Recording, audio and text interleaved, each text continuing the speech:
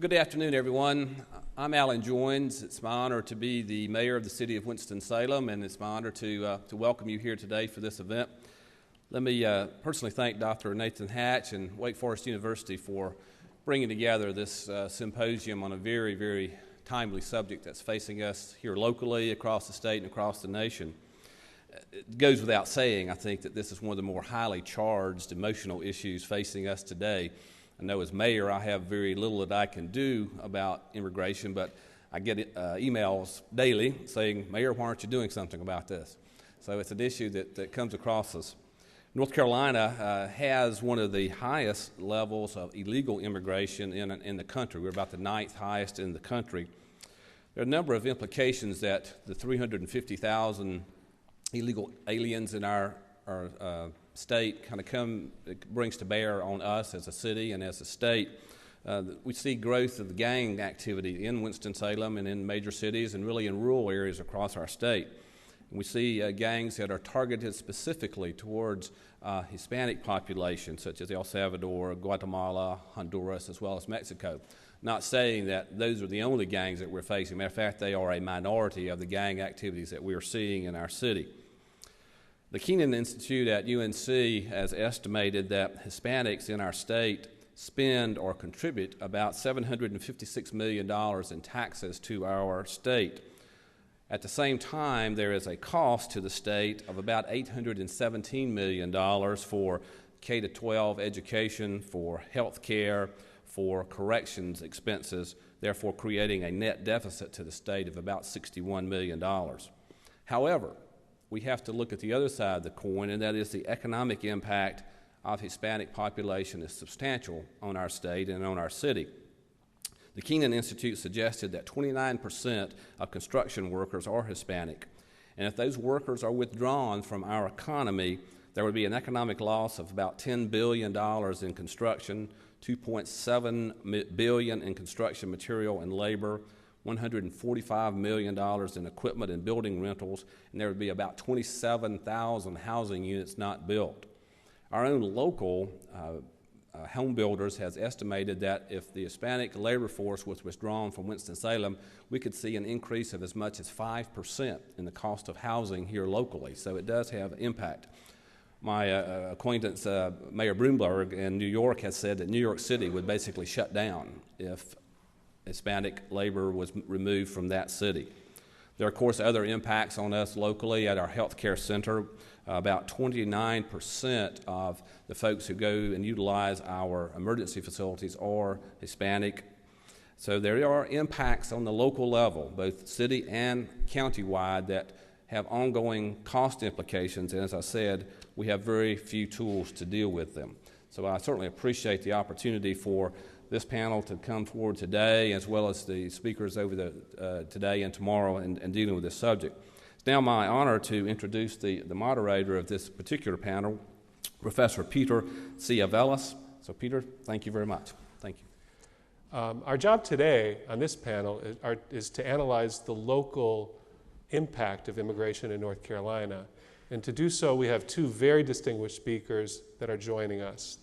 The first, to my right, is José Isasi, who's Chief Executive Officer of Que Pasa Media Network, which is the largest Hispanic communications company between Washington, D.C. and Atlanta. It has 3 Spanish-language newspapers and 7 Spanish-language radio stations covering the state of North Carolina.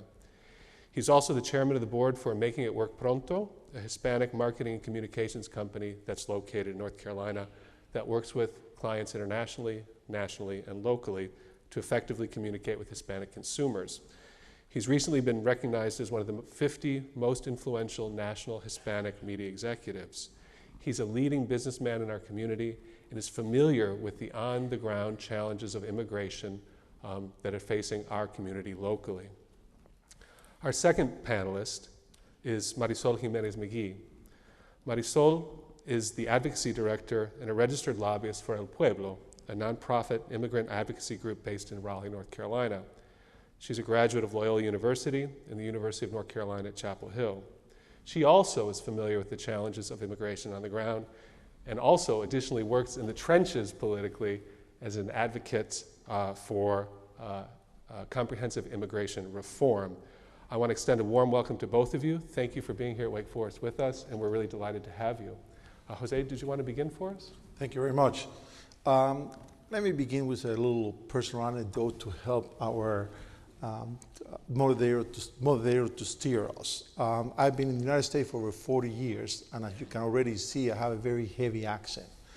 And when I get involved in this type of discussion, I get carried away and speak too fast, and pretty soon nobody understands me. So don't hesitate to say, slow down, Jose. You know, the little personal anecdote was many years ago when I was a young guy, long time ago, I had a mentor, a gentleman called Gene Cataviani. He was one of the presidents of Westinghouse, that said, Jose, you're a dynamic speaker, you know a lot, but nobody understands you. But I'm going to fix this for you.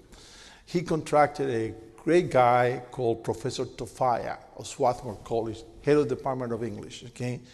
And for almost a year, 3 times a week, I went to this house. This guy prepared great coffee. We had this coffee ceremony. It was great, great coffee. Professor Tofaya had a theory. He would teach me to say the Gettysburg Address perfectly, and then I would proceed to transfer that enunciation and pronunciation to my everyday. It took him a year, but at the end of that year, he was very proud to be in front of Gene Cataviani and said, Gene, listen to Jose.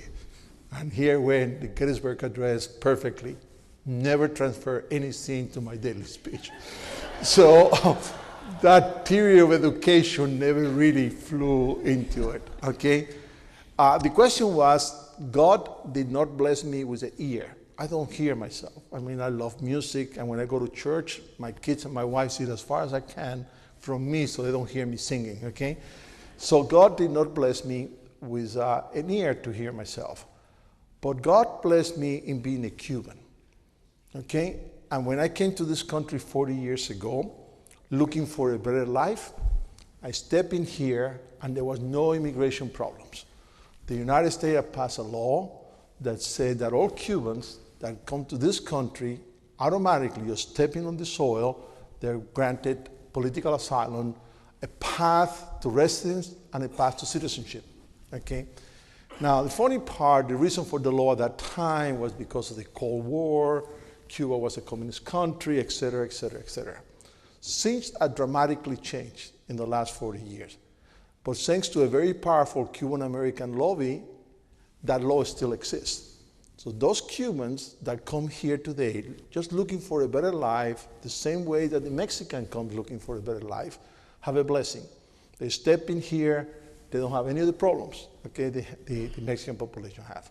Which is a way to say that, referring to the 2 outstanding presentation we had before, the immigration problem we have today, the undocumented immigration problem we have today, is something that was created not by the immigrant in essence, but it was created by our economy. We needed workers. We need workers. And we create that problem, and that problem can be solved by us when we create it. But somehow we stuck, okay? We stuck. We're not making progress in creating problems. As I say, because the previous speaker says, there is not a joint of there's not a good joint of what the needs to be together with what the political power wants to be to solve this problem.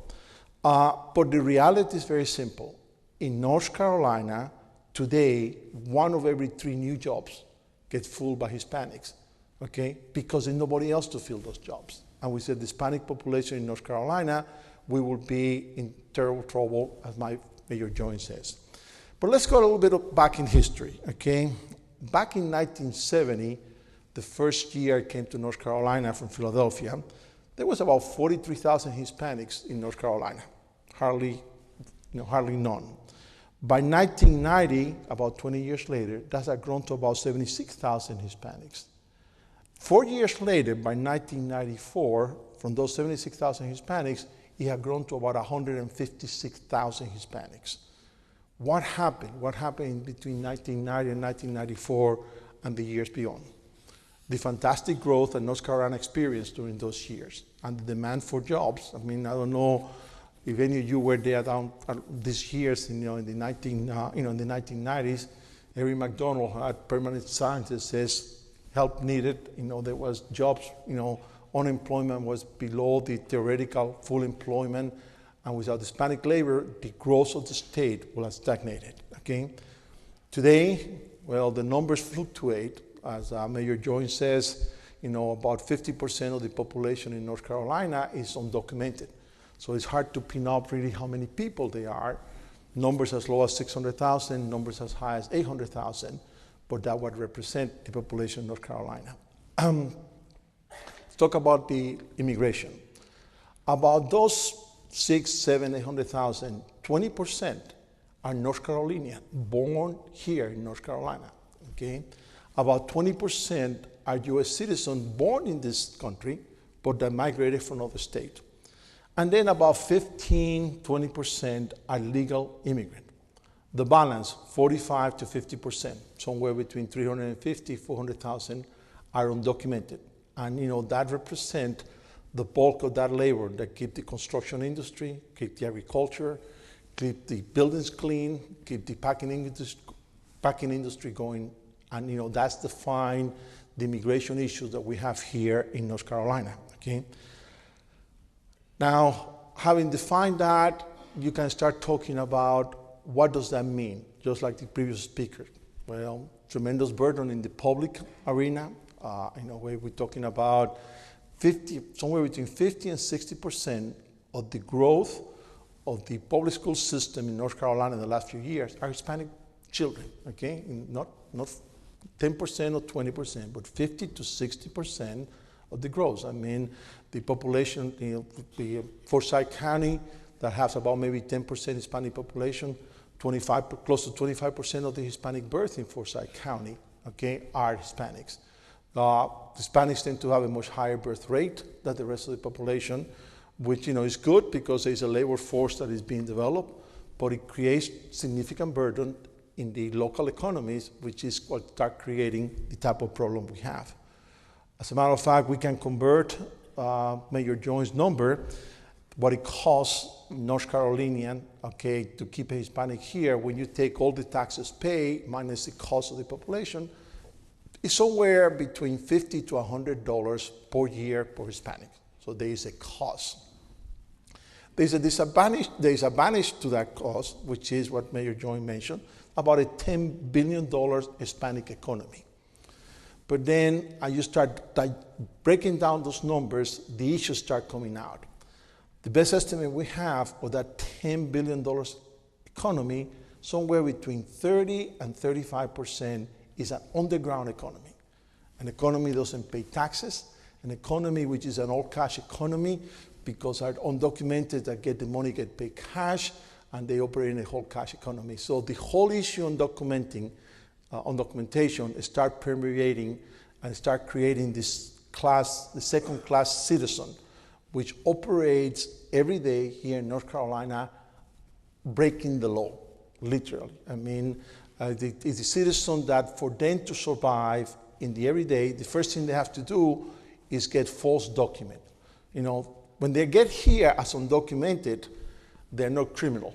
Okay, actually enter the United States without a visa, without something like that, is a misdemeanor, and I'm sure some of the attorneys in here can testify to it.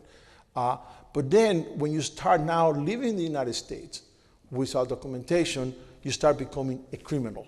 Okay, not only you start becoming a criminal, you help your employer to be a criminal because employ illegal undocumented workers is a criminal offense. Actually, it's a criminal offense that could be put the employee in serving jail term, not only a fine, but actually serving jail time. So you see, we start taking the numbers and we start breaking them down. The statistics of 350,000 to 400,000 undocumented people in North Carolina, which came here because the economy needs them. Okay, that's the reason they came. They came here because without them, the economy would have froze in the early 1990s. Okay, they come in the second tier migration. They walk in here, and yeah, they committed a misdemeanor by crossing the Rio Grande, okay, without a visa. But immediately, for them to be able to survive day to day, they become criminals. They become criminals because the only way they can survive in this economy is by constantly breaking the law.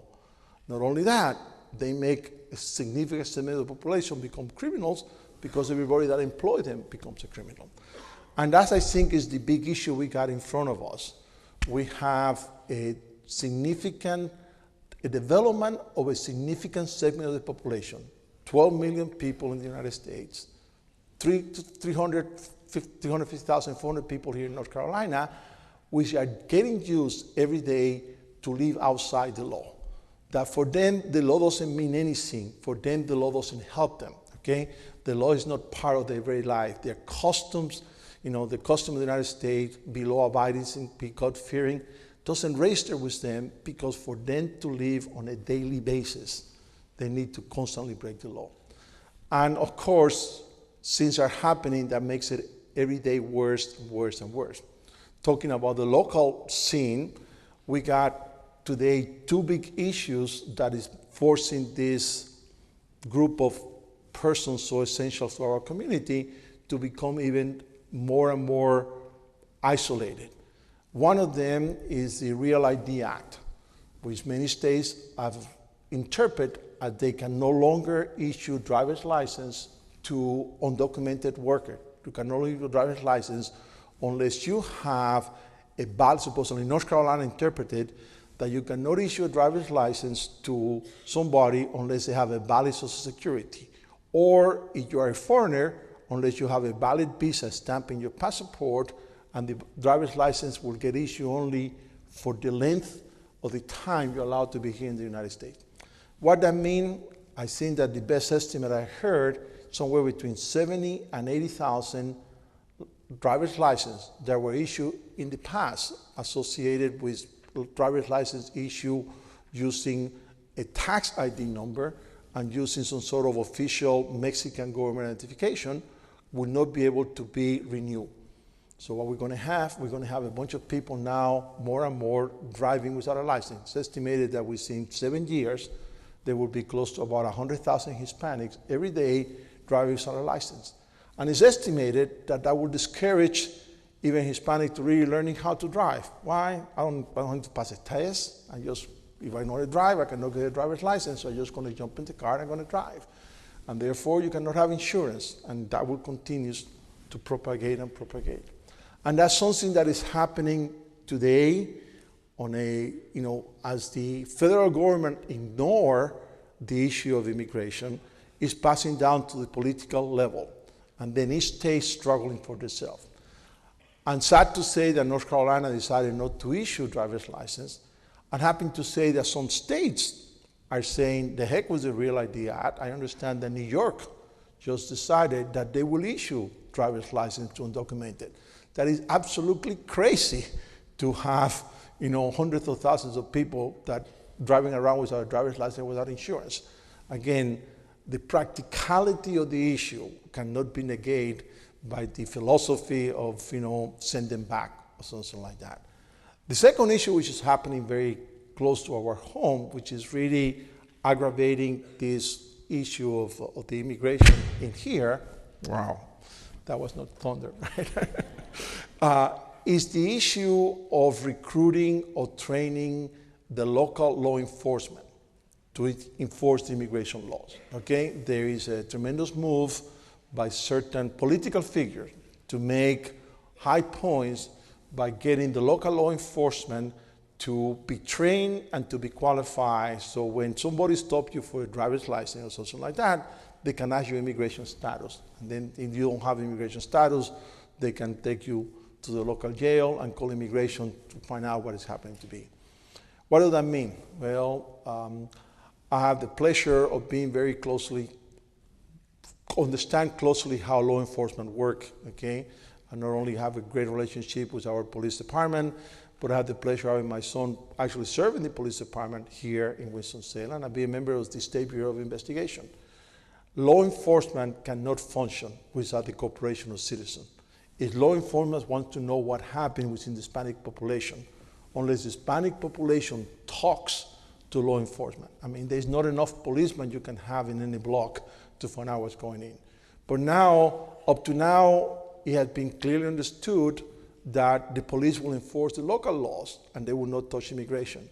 And they start permeating, and we already got several counties in North Carolina. Probably the most well-known is the Mecklenburg County where Charlotte is. As this new tendencies start getting enforced, we get in the Hispanic community withdrawing even more. Now I don't even want to talk to here in North Carolina, I don't want to talk to the local enforcement. If I have a problem, I will take care of myself. I will get Don Luis down up the hill to get his goons to take care of my local problem because I cannot trust the local police because I may go there and I wind up being deported because of this. So what we have here in North Carolina is very much what it was described previously by the two previous speakers at the national level. We have a population which, in a way, about half of them is legal immigrant. As a matter of fact, 40% are U.S. citizens, okay? But we have 350, 400,000 which are undocumented, which are an essential component of this economy and without which this economy will have some major impact. I will not say that it will not function, but it will have some major consequences. And because of not facing the issue, what we constantly see is the marginalization of this group of people each day more and more and more. In a reality basis, this is, I can come and tell you, sit down here for the next 2 hours and tell you horror stories of what happened as you marginalize this population, okay? And the major impact that it has in all of us as a community. They are not isolated, they're part of our community. Mayor Jones mentioned the issue of gang and gang formation. I mean, without getting somebody within that community to speak where they are and what they're doing, there's no way you can tackle that problem. So we got this community in North Carolina, which is the essential component, that is being marginalized. And the question is, what do we do about it? Okay, well, we got typical choice. We send them all back, we give them a path of normalization, or we do nothing, okay? And I think that what we should try to explore in a conference like this is what are the positive and the minus, okay, in a real basis. Get away from the theory, okay? On the real basis, what are the positive and the minus of each one of the options we have, okay? We send them back. Let's take a couple of samples just to get some thoughts going. We send it back. What do we have in the positive side? Hey, we save a bunch of $1 million in the state budget, okay, and the local budget, okay? We save somewhere between $50 to $100 for Hispanic per year in the state budget, okay? We increase the wages of North Carolina workers, especially the one at the low end of the hourglass. Guarantee you that if you take 400,000 Hispanic out of the low wages, well, I think that Mayor Jones estimated at 5%, there will be a price increase in Forsyth County home of 5%. So, that means that there will be people carrying some more money in the pocket. That's in the positive side. Somebody will be making more. What will be the negative impact? We pull somewhere between $9 and $10 billion out of the economy. And actually, not that, you pull about half of that because about half is undocumented, so you assume that the other half will stay. So you pull out $5 billion out of the economy. Let me tell you, there's going to be a lot of very unhappy people. I think that this morning one of the speakers talked about the experience of a town in New Jersey in which they passed some sort of law, and they wound up that 2 months after Hispanics started leaving, businesses were closing. Will happen the same thing in North Carolina. Look at all the business, okay, that pay taxes and they support the local economy. Look at all the apartment houses which are full of Hispanics, half of them undocumented. So there will be a $5 billion impact in the economy, okay? The other stuff will be, we'll make goods and services in North Carolina less competitive. North Carolina already seeing the effect of globalization. I mean, where is our furniture industry? Mostly in China. Where's our textile industry? Mostly in China. I mean, All we do by having a major increase in our wages, by removing this need that the community have and have therefore the wages increase, is making ourselves less competitive. So the positive is we save some money, we increase the wages. The negative is we pull $5 billion out of the economy, and we become less competitive. Given a path to normalization, okay? On the positive side, we eliminate the conditions that are creating the second-class citizen and all the consequences, okay? And there's not enough words. You gotta see it every day to believe it, okay, what this condition does, okay? In the other side, we maximize, also as a positive side, we maximize our tax revenue. About 1/3 of the Hispanic economy go on tax because it's the underground economy that is all a cash basis, okay? Why? I'm here undocumented, I want to keep it on cash. You can, you pay me in cash, you can pay me less. So you got an increasing developed underground economy, which is not taxed. So if we're given a path to normalization, now we have increased taxation. On the negative side, some people will argue that will encourage more illegal immigration, that our culture, the American culture, will be diluted. That's really funny. What is the American culture? Nothing more than a mix of a beautiful culture, which is a result of a mix of a lot of culture. I mean, how many of us we are really American? I don't see any American Indians around here, right? So we all migrated from somewhere. So, I mean, that you hear seen that in the negative side, well, immigration is here, illegal immigration is here because there's no legal immigration to fill the jobs. It doesn't matter what you do unless the needs will be satisfied. So well was spoken this morning by the economy speaker, okay? Something will happen, the people will come, build fences, they will go under, above. Hey, if they could go to the Berlin Wall, they will go to whatever fence they built, okay? There's not enough fences in the world that will keep in the economy when you have a better life, okay? So that's the consequence of giving a path to normalization, path of menacing. Now, the terrible part of all is we have chose the third option. Our political leader had chose to do nothing, okay? It's unbelievable that our political leaders have chose to do nothing, okay? I mean, leave it to all the local guys to try to figure out, okay? What happens if we don't do nothing, okay? First of all, on the positive side, I do not know of any law-abiding citizen that says do nothing. Some of them say send them back. Some of them say personalization. The only guys that say do nothing are those people which are taking advantage of the community. The only guys that say do nothing are those employees in which are paying substantial wages at terrible working conditions, are those slum owners that have Hispanic living in places that we don't even keep your animals, okay? So the only people that says do nothing, okay, in this society are those ones that benefit from mistreating this population, okay? Some good citizens say send them back, some others says give them a path to normalization, but the only one that say do nothing. But that is what our political leader chose to, not to do nothing. On the negative side, I mean, what happened is we create a criminal class, okay? Literally, these workers coming here and they're not criminal, but to be able to live in our community on a daily basis, okay, they have to become criminal. Not only that, they make a lot of the people to become criminals. They make the employees criminals, they make people that provide service to them criminals. So this doing nothing is for me, it applies to North Carolina, applies to everything. And what is very interesting is that what we're trying to see is local initiative. We're trying to see, thanks God that we have some powerful local governments that say Washington is crazy, we're going to do something.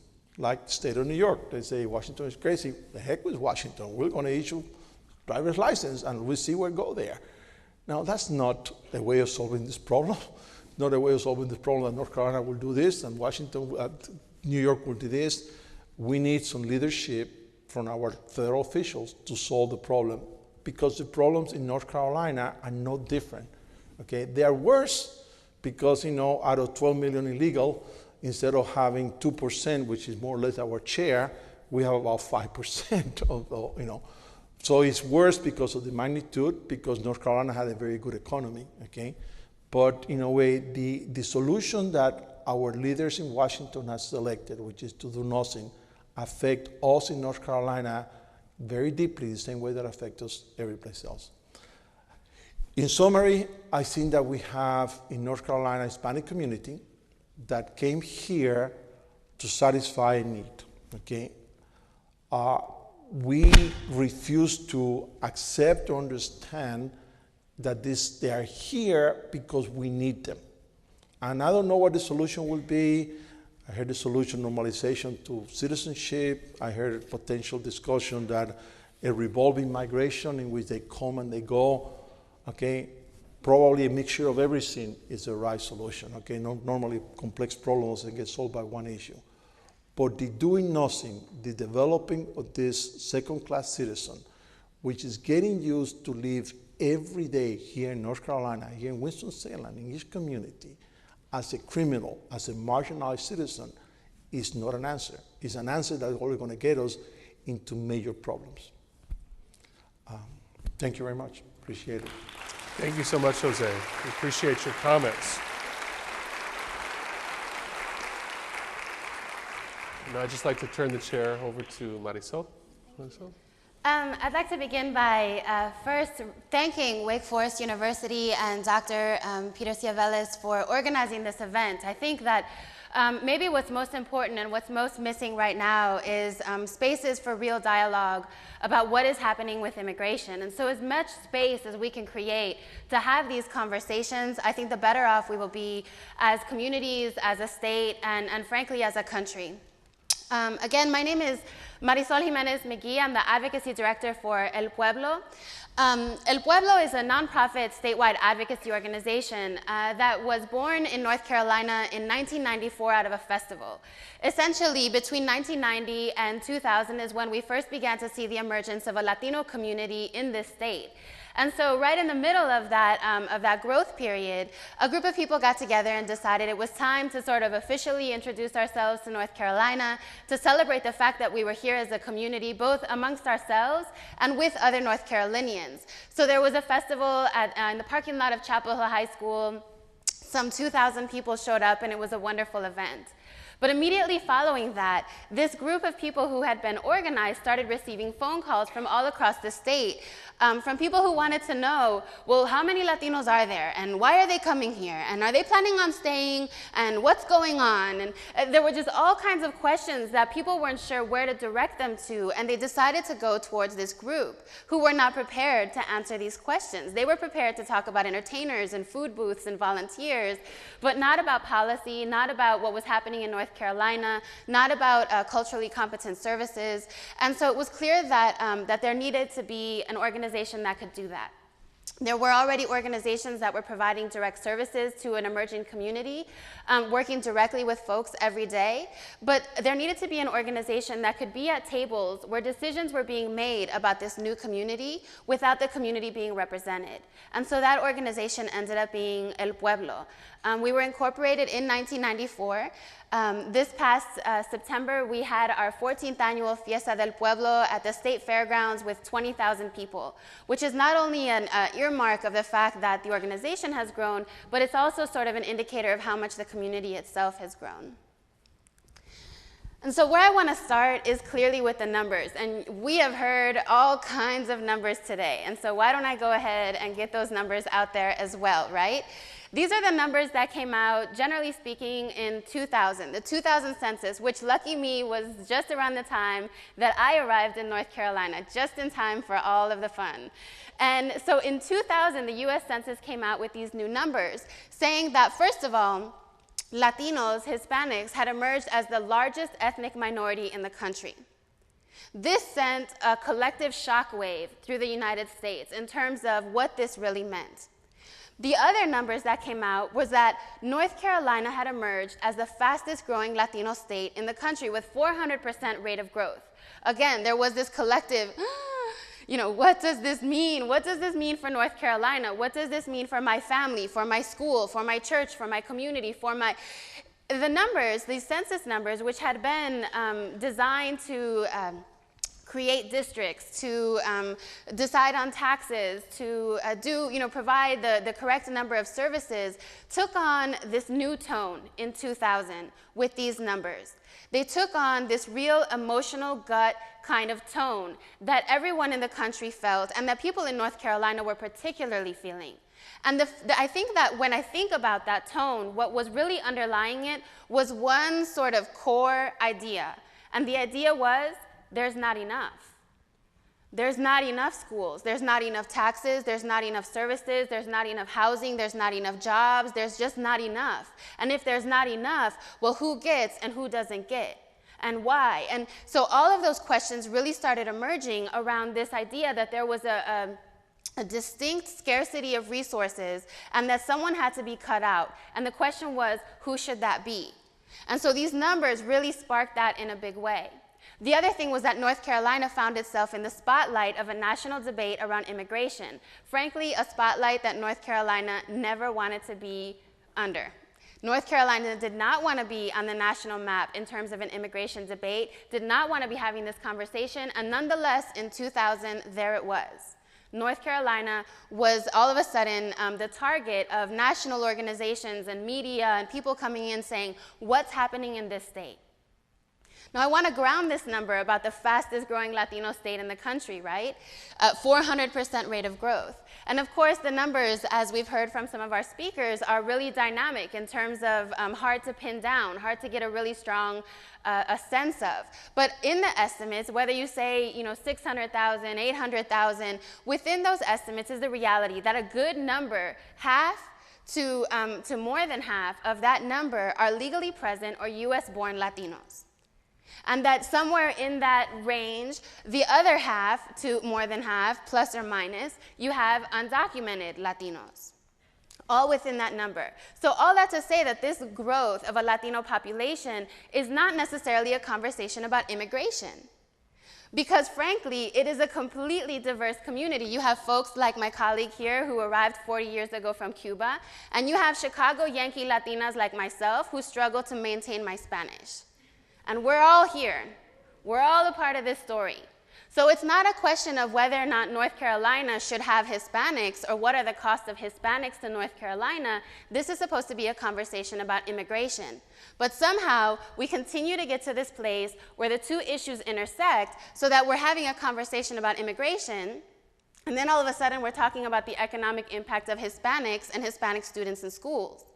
So I think that that sort of dynamic is not only problematic, but it's telling. It's telling about what's happening in North Carolina and what's happening nationally within this debate. This is not a question about Hispanics. This is a question about immigration. So, that being said, what is happening in North Carolina? Why are immigrants, majority being Hispanic immigrants without doubt, but not all of them, why are immigrants coming to North Carolina? North Carolina had a perfect storm, it would seem, from 1990 till now. And one of them is this economic boom that we're talking about. A lot of things happened, and when I first came to North Carolina and was trying to learn about the state and trying to learn, where I was living and where I was planning on raising my family, I had a lot of questions, so I would ask a lot about the history of this state. And what I come to understand is that North Carolina was primarily an economy that was dependent on industries like agriculture and production. So you had entire local communities whose economy depended on the local furniture factory, or a textile mill, or the cucumber fields, or Christmas trees, or what have you. That was the basis of North Carolina's economy. It was really more of a rural state with pockets of metropolitan areas, but much more rural.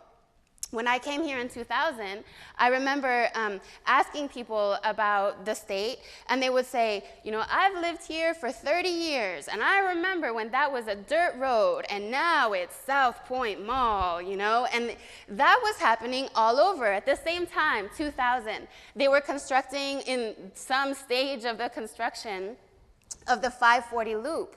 And someone had made a projection that it was going to take anywhere from 30 to 50 years to complete construction of the 540 loop. And at the same time, there was this conversation about why are immigrants coming here? And I was like, you know, the 540 loop is this major industry in itself. The construction of this loop is not only about the construction of the road itself, but it's every gas station, strip mall, housing complex, apartment complex, townhouse that you build to support the infrastructure of 540.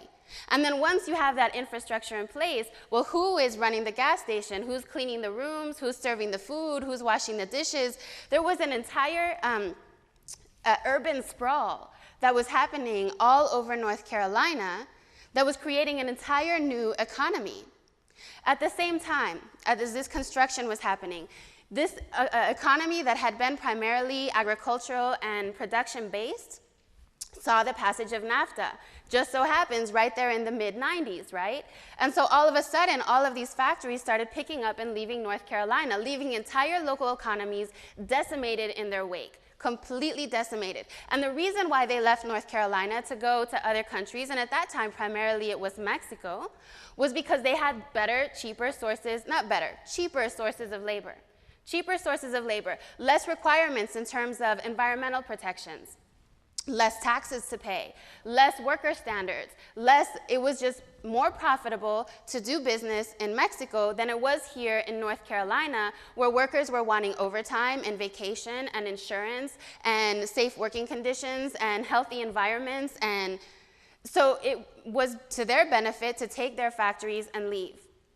So then you have entire local communities or local economies that were just left decimated in the wake of these factories and plants leaving the state. And what did North Carolina decide to do but to shift its economy and say, we need to become globally competitive. We need to begin focusing on education and investing in our universities and our community colleges. At the same time, people are having less children. So they're having less children in rural areas. Let's take, for example, Siler City. Less children in a rural area like Siler City. Those children grow up and they head out to Chapel Hill or Durham or Wake Forest or wherever to attend university. When they complete that university education, do they go back to Siler City? No. They stay in Winston-Salem. They stay in Durham. They stay in Raleigh. And who's left in Siler City but their parents, who are now aging, hoping to retire, with these small businesses that they can no longer run, with these farms that they can't man or woman. And so there was this gap. There was this gap that happened. And so North Carolina very successfully shifted its economy to an intellectual economy. It also constructed things like the RTP, the Research Triangle Park, and brought in folks who were bioengineers and chemists and intellectuals of all types. And the economy of North Carolina was trying to attract workers and groom workers who think for a living. I think for a living. I think about what I think. I ask you what you think. We talk about what we think. I write about what I think. We argue about what we think. And I get paid for this, right? But I don't get paid to produce anything beyond an idea. So in terms of the lighting, the electricity, the plumbing, the cleanliness of this conference hall, I don't do any of that. So every time you bring in someone who's going to think for a living, they need another 3 or 5 people who are going to lift for a living. And that's what happened in North Carolina. We needed people who were going to lift for a living.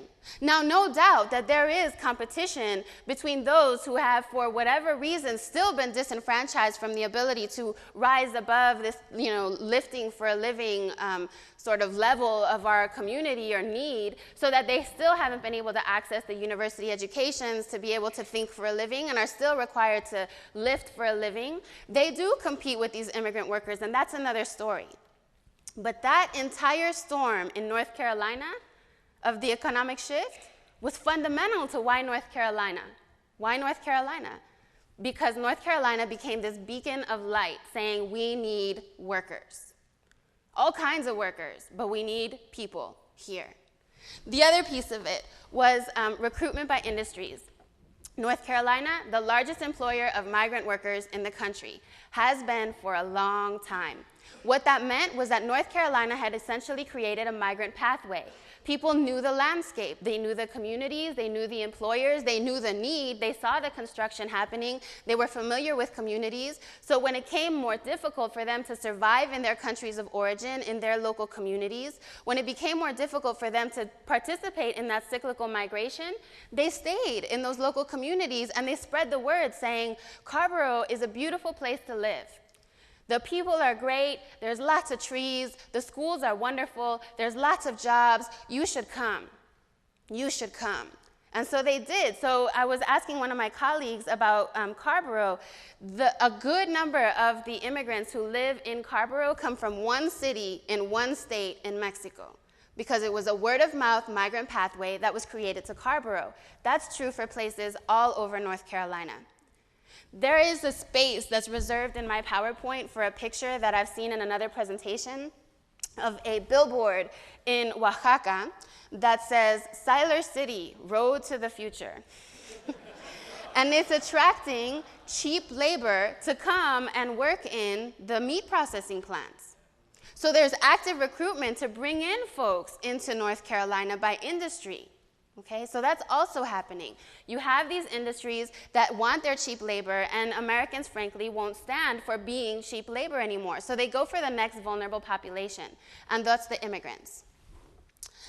The next piece is clearly family reunification and families that want to be together. And in the next slide, in the next couple slides, we'll talk about what that means. But essentially, if North Carolina in 1990 was looking at a majority young, strapping men who came here to do the jobs no one else will do, and all the connotations of that for a community and their ability to aspire for something better than being here to do the jobs no one else will do. But these young, strapping men were suddenly wanting to bring in their wives and their children and their aging parents. And so the shift became one of families involved in this situation and not just these young 20-something males that were here in North Carolina. And then finally, of course, North Carolina is seeing a broken immigration system, and that cannot be denied. We are suffering the consequences of a broken immigration system. And what does that mean? First of all, the fact that we have between 11 to 21 million undocumented people living in the country today is completely unsustainable and unhealthy. And the fact that we have this in a post-9/11 world cannot be acceptable. But what I'm going to say to you right now is that this isn't an American problem. This isn't America, suffering, or Americans suffering from the instability, the insecurity, and the lack of safety that this produces, but immigrants as well cannot be healthy, cannot be safe, and cannot sustain themselves within this system. So 11 to 21 million people being a broken system and being a problem, I say that in a collective we, not the us versus them. Not the Americans versus immigrants, but in the collective, this is a problem for all of us, the collective us, so that we can start breaking out of this, it's their fault, and start looking at we're all suffering under that reality. Nobody wants to be here illegally. Small, minute minority wants to be here illegally. The vast majority of people would pay thousands upon thousands upon thousands of dollars and do amazing things in order to be able to get legal status in this country. And the fact of the matter is, they can't. Because if they could, they would. The other reason we know we have a broken immigration system are the number of deaths along the US-Mexican border, but that is very infrequently a part of this conversation.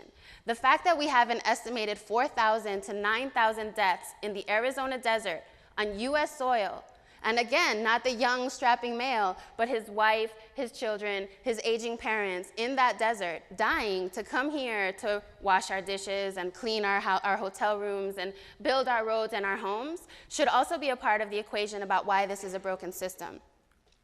Of course, the disconnect between economic globalization and the immigration system, I find it, that we do a lot of talking about the illegal immigrant and not a lot of talking about the illegal employer or the illegal consumer or the illegal industry and their participation in this system.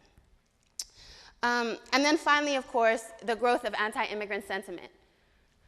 That is probably the most frightening reality that we have in North Carolina right now. Here is, on this bottom corner, is a game. It's called Border Patrol. You can Google it.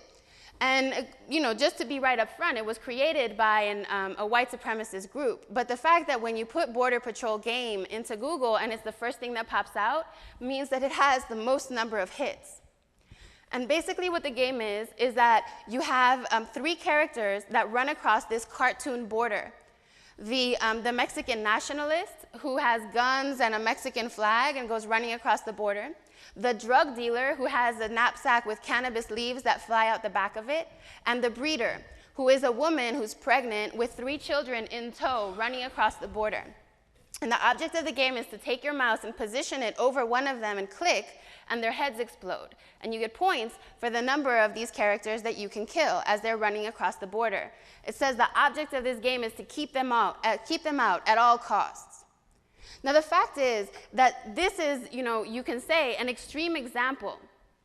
But the reality is that this conversation and this debate and this tension in our country has gotten so polarized and so frustrating, and people are so angry and so fed up with the lack of a solution, with the lack of any type of resolution for that matter, that it's increasingly moving further and further to the polar opposites, so that what was once extremist and distasteful and unimaginable has suddenly become mainstream.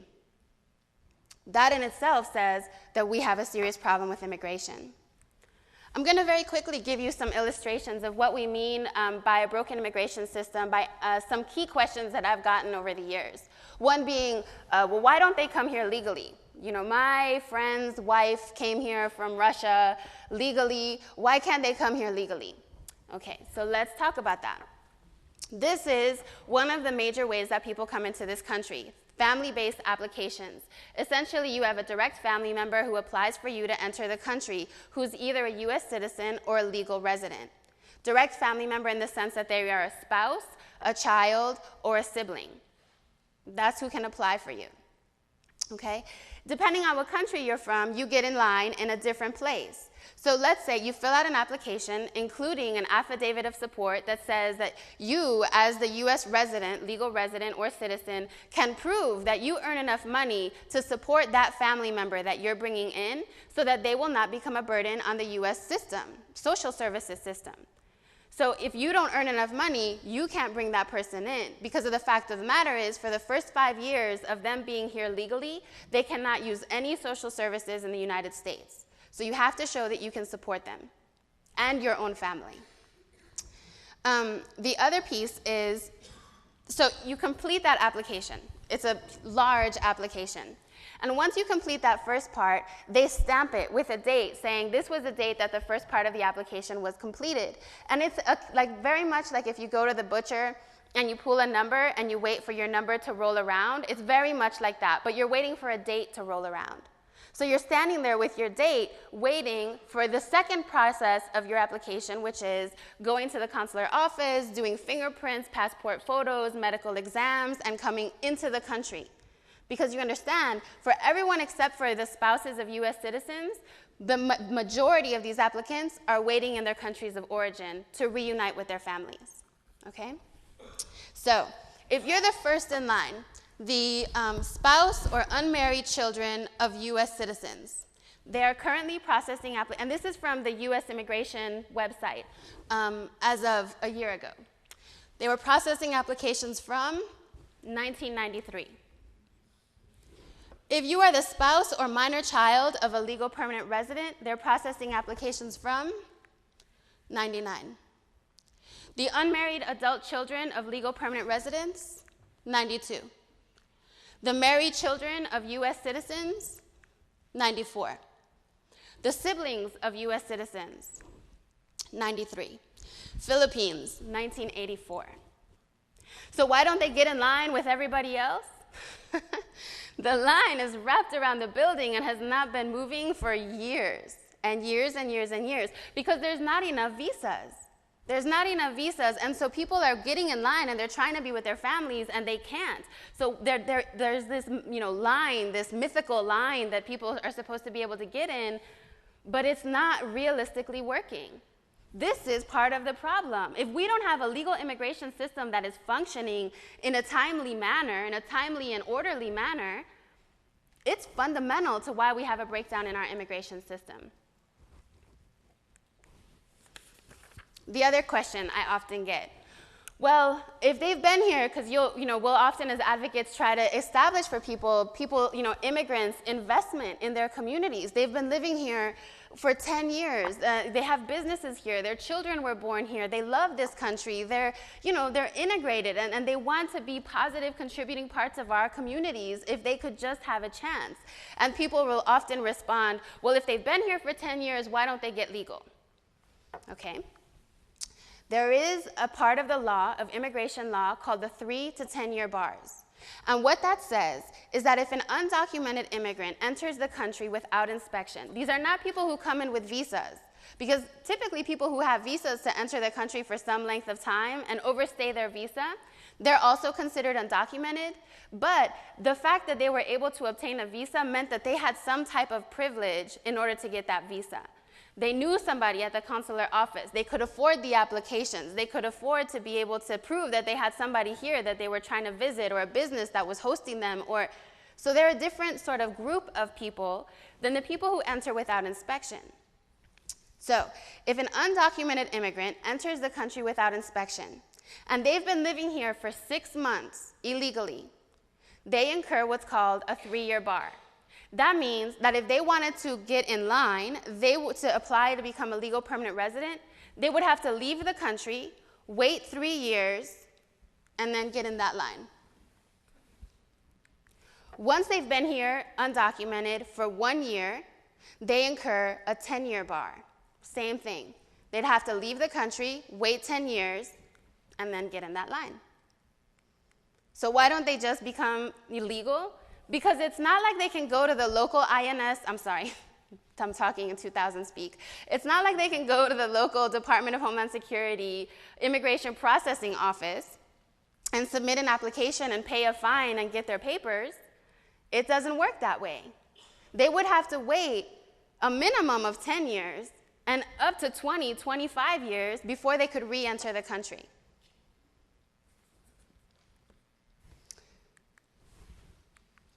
So what's happening? What are we doing about all of this? It's fascinating. Our Congress is doing nothing. They've decided to walk away from the table because it's too politically dicey for them to really take this on. So because we have elections coming up and several presidential candidates who were embroiled in the middle of this debate, and it was becoming very difficult for them to be able to head into their elections, they decided to walk away from the table. And recently, Rahm Emanuel was quoted as saying that he was pretty sure that this was a second-term Democratic president's issue. So they're suggesting the possibility that we might not see the re-engagement of the immigration reform debate for anywhere from 3 to 5 to 6 years. And in the meantime, we have complete chaos in our immigration system. We have communities that are boiling over with tensions, and we have very vulnerable families that are caught in the middle of it. So as advocates, we had been able to say to our General Assembly and our local governments, please hold off. Don't go after immigrant families, because we're pretty sure that we're going to be able to we were naively sure that we were going to get some kind of immigration reform this year. So let's just wait and see what they do, and not try to invent something only to have to dismantle it and reinvent it after the new changes come from the feds. Just wait. But when immigration reform died, it was like the dam broke and the flood came. And what we are looking at now is North Carolina politics that's based on what's called the theory of attrition. And I first heard about this theory at the luncheon at the John Locke Foundation. And we sat in the back alone. Nobody would sit at the table with us. And listened to a gentleman from the Center for Immigration Studies named Mike Krakorkian explain the theory of attrition by saying the following: it's not like we can load them all up into boxcars and ship them out of here. But it's like when you're overweight and you need to burn off the fat, you starve it. And that's the theory of attrition. What we need to do in North Carolina is we need to eliminate every social safety net that exists for a community, so that for the undocumented community, so that they can no longer survive here. Because if they cannot survive here, they will self-deport and they will stop coming. So that has been the approach to North Carolina politics around immigration in a very big way, and it will continue to intensify. The idea is you do things like eliminate access to driver's licenses, to education, to health services, to local law enforcement's protection, to what have you, and you back that community into a corner until they can't make it here anymore. And Krikorian estimates that this theory of attrition should take about 6 years to accomplish. So what we are suggesting then is that over the next 6 years in North Carolina, we should collectively stand back and watch an entire community suffer its way into deciding that they can no longer survive here and that they will leave. And we'll do that as their children attend school with our children. We'll do that as, as we drive by them and they're along the road constructing, as they're mowing our lawns, as they're coughing down the sidewalk. We will, be fine as this becomes an issue of public health and public safety and public morality. And we'll just stand back and let that happen in the hopes that they will go away. We'll choke them out. And this has gained great traction. So there's a whole package of bills that are being shopped around, and so we've seen dozens and dozens of these types of bills introduced in North Carolina's General Assembly, and we'll continue to see those bills introduced. And this is the approach that we are now taking as a state to how to deal with undocumented immigration. Never mind the fact that what I spoke about before, about that funny intersection that happens when we talk about Hispanics and immigration, and how these policies get implemented. The last thing that's happening in North Carolina is the emergence of raids and deportations all over the state. Mass raids and deportations. They said that they couldn't do that. It wasn't economically feasible. It wasn't politically feasible. But they have begun doing raids across the state, and we've seen this happening in several areas. Most recently, August 22nd, Red Springs, North Carolina, the counties surrounding that area of Smithfield Pork Processing Plant, Bladen, Hoke, Robeson, saw a series of raids happening in trailer parks around the Smithfield plant, beginning at 3 o'clock in the morning, when ICE agents showed up at these local trailer parks and started banging on the doors, yelling that it was ICE agents, and trying to force people to come out of their homes. We talked to the public affairs folks from ICE, and they admitted that there had been some type of cooperation on the part of Smithfield, which it happens to be an industry that is embroiled in a labor dispute with these same workers. So basically, Smithfield cooperated in some way that we're not clear about with ICE agents to turn over these 28 individuals, the majority of whom were current or former employees of the plant, 13 women, 15 men. The women were sent to Mecklenburg County Jail. The men were sent to Alamance County Jail. There were 29 children who were linked to these 28 individuals, including a 1-month-old baby who was still being breastfed by his mother, was left with his father, including 3 children who ICE so generously allowed the mother to sign custody over to the babysitter a few doors down, where the children remain, as she has been moved around from jail to deportation proceedings. This is happening in North Carolina counties and local communities. Increasingly, there were raids very similar to this in Johnston County, in Mecklenburg County, in Raleigh, in New Bern, where people are just finding that their doors are being banged on at 3 o'clock in the morning, staying all day with ICE agents shaking trailers, and knowing in a very real way that any evening it's possible that in the middle of the night, ICE can show up and take your parents, your family, your children, and that there is no relief in sight. So in terms of what's happening in North Carolina continues to be under this spotlight in the middle of this very emotional, very gut-wrenching debate. And it seems that the course we've decided to take is to go after immigrant families. Thank you. Thank you very much, Marisol.